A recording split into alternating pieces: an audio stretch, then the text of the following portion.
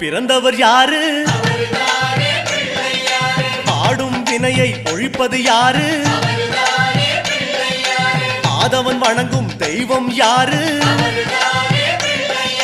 பூமியை தாங்கும் புண்ணியன் யாரு? அனலாசுரனை தின்றது யாரு? ஆணவம் நீக்கும் நாயகன் யாரு? முப்புரி அணிந்த மூலவன் யாரு? அவரும் வாழ்வது எங்கே கூறு?